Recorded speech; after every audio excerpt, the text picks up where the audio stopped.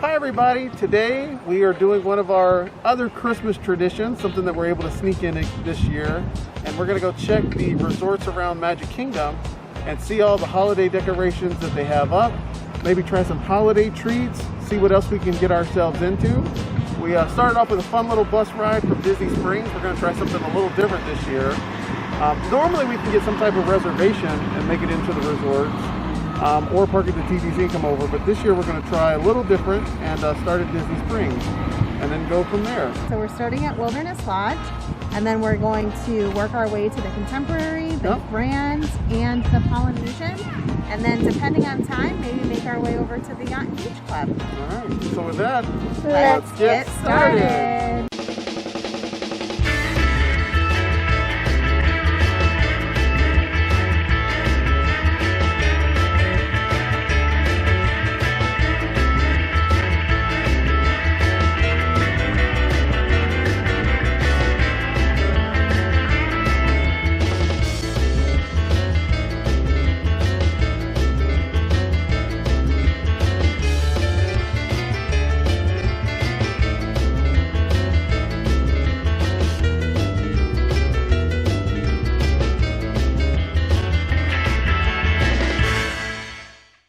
We're taking the path to Wilderness Lodge.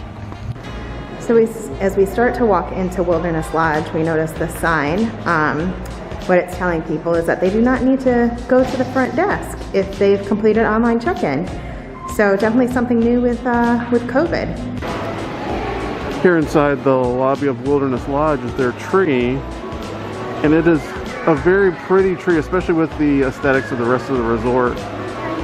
But on the tree there are things that are very related to Native American culture.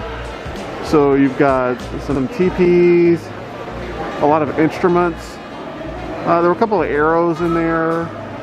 A lot of animals up in the tree, obviously representing the wilderness and being at one with nature. There are some bulbs in there, a lot of reds and greens, a lot of earth tones. It's actually a really pretty tree, like one that could maybe stay year round. Got some moose antlers in there. So just lots of nature. It's a very nice tree. Very pretty, very well done. Nelly Bellies, did you find you another throne to sit on? That's a nice throne. I like it. You look very regal. Do you know what that means? Like a queen. Do you feel like a queen in that big chair? Yeah.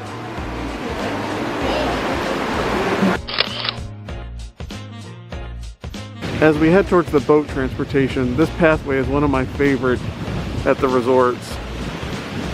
Celebration has a real nice, I guess what you call this, a boardwalk? Maybe? I'm not exactly sure what these types of pathways are called, but this is one of my favorite at Walt Disney World. Just walking through the marshlands, headed towards the boat ramp. Very peaceful, except for when somebody's talking with a camera in their hand. So we are leaving Wilderness Lodge and going on the boat to get to the Contemporary. And now we're just waiting in line.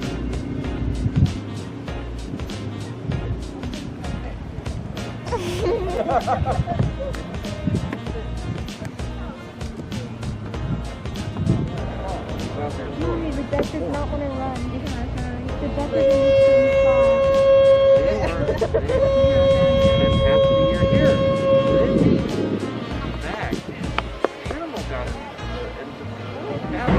We've made it to our socially distanced, safe boating experience. Crammed on a little row here. And then got people spread out all throughout the boat. As safely as possible.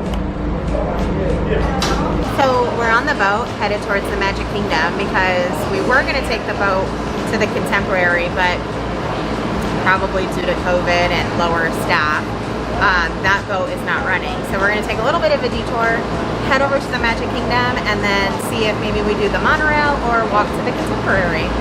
So here we go. Woo! Yay! A beautiful look across Seven Seas Lagoon. Something that you normally see from the larger ferry boats. But now we get to be on one of the smaller ferry boats. It's much more personal, intimate setting to be just a few feet from the water. So Lisa, Yes, our plan worked out. it did. So we're gonna take this to the Contemporary Yep, and then hop back on the monorail. hopping back on the monorail. The monorail is not currently running to the Polynesian. No, So we'll bypass the Polynesian, go to the Grand Floridian, and then walk to the Poly sounds good. and catch a bus back to Disney Springs from I don't there, know. guess. Let's not kid ourselves. The chances that we stick to that plan are slim to none. That's true. Slim to none. That's true. Everything keeps changing on us, but we're making it work and having fun doing it. So Yeah. Well, this would be one of the areas the gingerbread house that's not available this year would be. So now just a blank empty wall. It's also not in its other spot as well, but a casualty of 2020. Oh, everything I touch gets ruined. Out front of the Contempo Cafe are some of their holiday treats that are available and just their normal desserts that are out there. I think we're going to try the chocolate peppermint Yule log back there. And then we're also going to give, right now, the gingerbread boy cookie a try. So we're going to get those ordered on mobile and we'll give them a try. Okay, so here's the Yule log. Yule log, yep. It looks amazing. And it smells so good. It does. Hidden Mickey. I went to do my contactless payment and it was like, oh, it needs to be done. And then Janelle got a gingerbread cookie. Well, we're all sharing. Yeah, but it was your choice. Hidden Mickey. Okay, let's try them out. So while they take their first bite, I do want to thank Randall, who was right up front. He was very helpful and very informative. So Randall, if you ever see this, thanks. Good job. It was really good.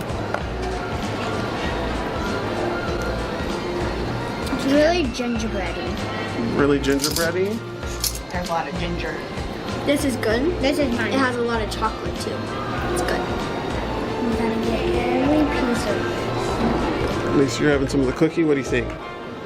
I'm not a big gingerbread person, but it's good. No, you're a real person. I am a real person. I don't like gingerbread. Oh, that seems hurtful. What's gingerbread ever done to you? But it's good. I'm not a fan. It's a cookie, right? Yeah. I don't know what this is. What is it? I don't know. What's it taste like?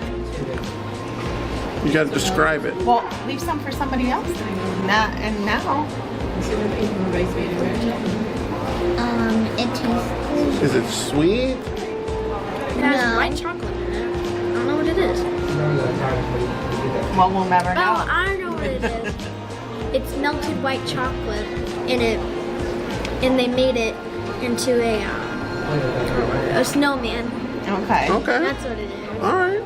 So the Yule log is very good. It's very moist. There's not a strong hint of chocolate. I know a lot of it was chocolate, but it's not a strong chocolatey taste.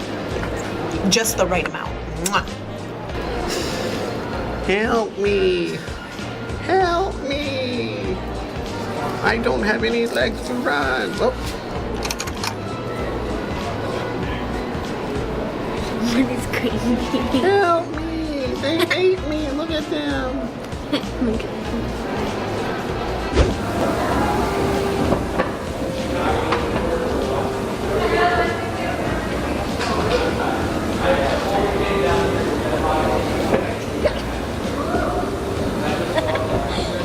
Arguably one of the most famous trees here at Walt Disney World Resort, especially because everybody pretty much drives by it, is the tree here at the Contemporary. And this tree is gigantic. It has over 16,000 lights on it and over 200 of these bulbs on there. And then the star, it said, looking up some facts, it said the star could be as tall as 5 feet.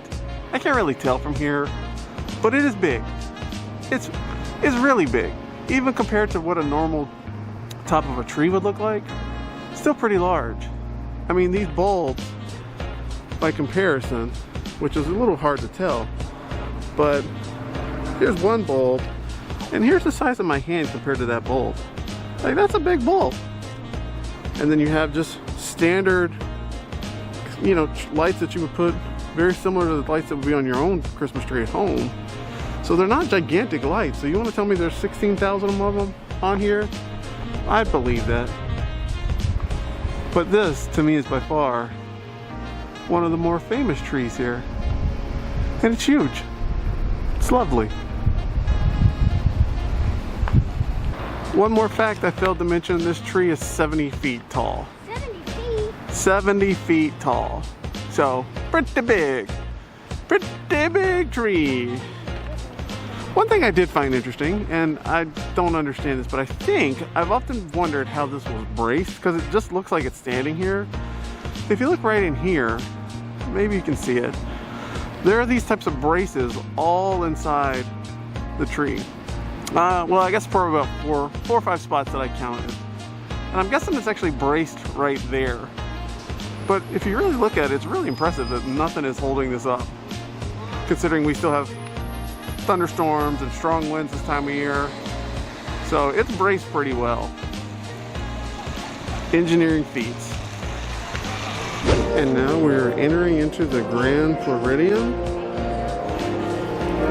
It's checking out their decorations and this giant chandelier, which is an interesting chandelier. We'll leave it at that. It's an interesting chandelier. But let's go take a look. Just as you come off the monorail platform here in the Grand, you'll have two trees that sort of line the entryway when you first come to overlook the resort. And these are seemed, you know, interestingly as far as I would be concerned, but they are really beautiful. I mean, it's got horses and swans, you know, little, you know, kind of these little figurines right here. I'm trying to think, like Precious Moment style figurines. And I think, again, I'm struggling with what the theme of it all is, but it is nicely done. All the ornaments that are on there. And then there's one just on the other side that's very similar. And as I think, now granted we're looking from here, but I think as we get to the larger tree, we'll see a similar pattern. Swans seems to be the overarching theme for them. So let's go take a look. The stairwell from the second floor down to the first floor is lined with all this garland. Again, same kind of color patterns that were there, the purples and greens and pinks. Again, Lisa, what would you say this color pattern is? Like a springish floral arrangement, maybe. Oh, that's a good idea. Like Yeah. Very like Easter colors. Yeah.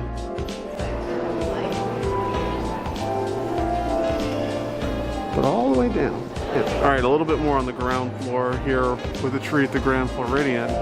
And what we've noticed is, unlike the other ones that were very swan themed, these actually have the numbers from the 12 days of Christmas. So we have 6 geese laying right here, 11 pipers piping over there, 9 ladies dancing is up there, and all throughout the tree are these snowflakes are the days.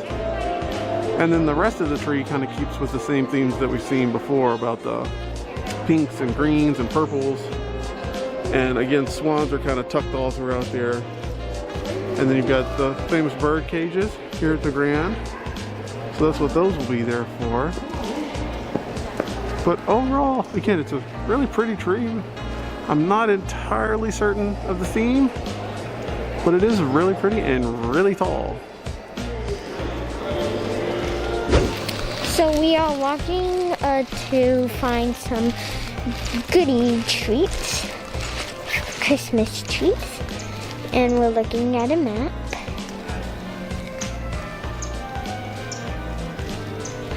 And then there's a pretty view of the lake. I'll show you the lake because it's really pretty. there's the lake. It's really pretty. And now, Polly. Head towards the Poly. Now we're going to the Polynesian.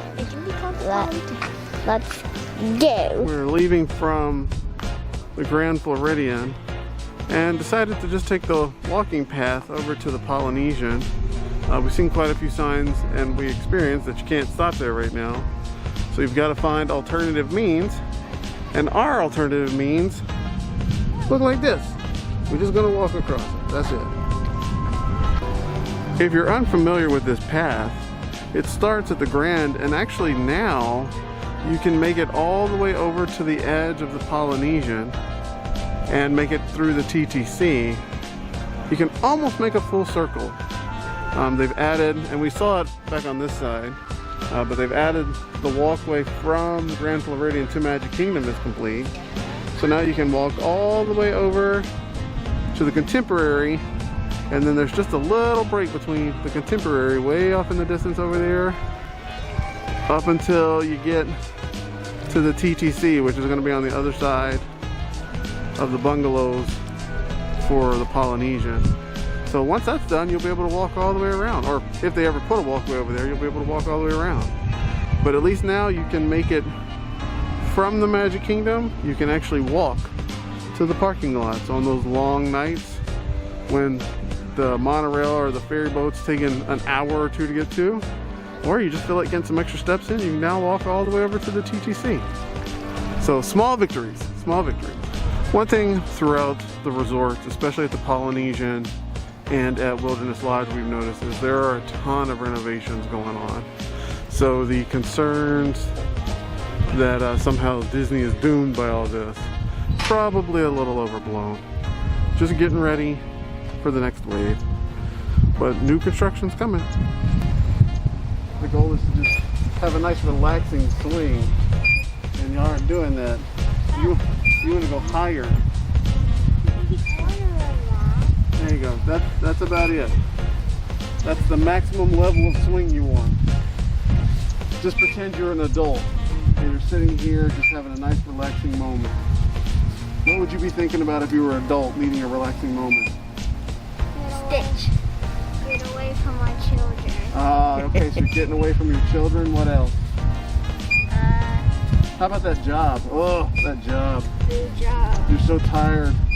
You're so thankful you got a vacation, right? That report's due next week. Oh, your boss is going to be so angry. Or maybe you run your own business. Yeah. Oh, you're just so thankful you got a little break from that. So girls, while Mommy and Daddy were taking photos, what have you been doing? Just relaxing. Yeah? Yeah, I finally know why grown-ups want it. So nice. Because it's a porch swing, like me and Jasmine want. Oh, you want a porch swing? And it's so nice to relax on. And it's nice on sand. Our feet are buried in it. We've made it into the lobby of the Polynesian, and let's take a look at the Christmas decorations. We've got some on the awning over here. We've got the tree right here, and then some garland over the front desk, as well as some wreaths. And that's about it. Just gonna call a duck a duck. This is a little disappointing. So I think too, just noticing, and I'm trying to be like, yay! But I think because of all the construction that's happening, like looking at the front, like you can't even exit the front entrance. So really, if you're trying to get here, there's got to be like a different entrance way. That says emergency exit only. It's very quiet. There's a lot of renovations happening at the Polynesian. Unfortunately, we were going to try to get the stitched gingerbread cookie for Jasmine, and lo and behold, it's out. She's very happy about it. So I feel like we've just kind of hit some bumps in the road with coming to see the decorations, but you know what, we're together as a family and we're out and we're just enjoying the decorations. I'm trying to think the positive. Yeah, stick around for the end. I'll give you my feelings then. Oh yes, I most certainly will. All right, here we go. So pretty. So real quick on the tree, because it is a pretty tree. It's amongst all of our angst. It's very Polynesian themed, got some coconuts. And I know these flowers have specific names. I cannot think of them right this given moment. But we got some pineapples and a little drum set in there. A lot of fish and some shells. So it represents Polynesian pretty well. Pretty well. Just wish there was a little bit more of it in here. We couldn't get a Stitch, gingerbread, or any of the holiday treats, but we did get Dole Whip to end out today's adventure of holiday decoration resort hopping. Jazzy, final thoughts? On what? Today. Oh.